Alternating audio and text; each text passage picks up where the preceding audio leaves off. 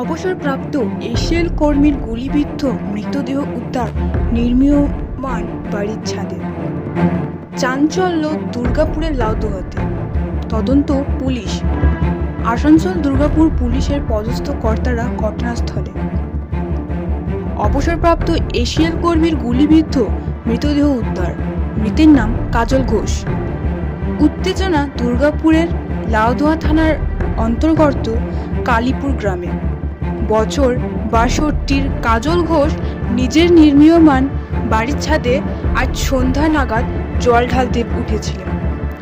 অনেকক্ষণ হয়ে গেল ছাদ থেকে না নামায় বাড়ির লোকজন ছাদে উঠে দেখেন কাজলবাবুর নিথর দেহ পড়ে রয়েছে ছাদের উপর।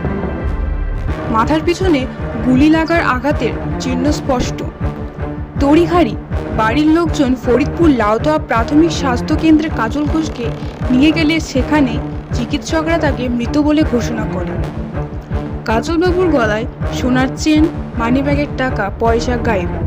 খবর পেয়ে ঘটনাস্থলে ছুটে আসে লাউদুয়া থানার পুলিশ। ছুটে আসেন আসানসোল দুর্গাপুরের পুলিশের পদস্থ কর্তারাও। কী কারণে এই ঘটনা পুলিশ তদন্ত শুরু করেছে।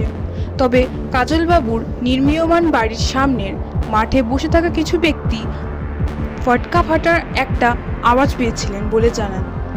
সেটাই যে গুলির শব্দ সেটাও গুণাক্ষরে টের পায়নি কেউ। মৃতদেহ ময়নাতদন্তের জন্য দুর্গাপুর মহকুমা হাসপাতালে পাঠানো হয়। গোটা ঘটনায় টান টান উত্তেজনা দুর্গাপুরের লাউদুয়ার কালীপুর অঞ্চলে। আমি এসে পরে দেখছি এরকম বাবা পড়ে আছে। কটার সময় দেখলে? 8টা।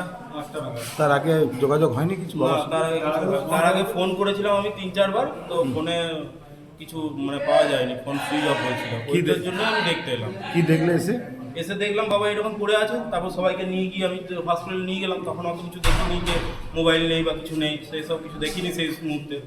তারপর মনে করছি যে এগুলো তো ছিল, তখন চেক করে দেখছি এসব কিছু নেই। আর এই মাথার পেছনে ক্ষত দাগ আছে, তো সেখান থেকেই বোঝা যাচ্ছে যে কিছু হয়েছে। এমনি অটোমেটিক তো পড়ে যেতে পারে না মানুষ। কি সন্দেহ করছেন? হ্যাঁ। কি মনে হচ্ছে? কি করছেন? কি মনে হচ্ছে? মেরেছে সেই সন্দেহ। বাবার সঙ্গে কি কারোর দুশ্মনী ছিল? Bureau report, activist Bangla.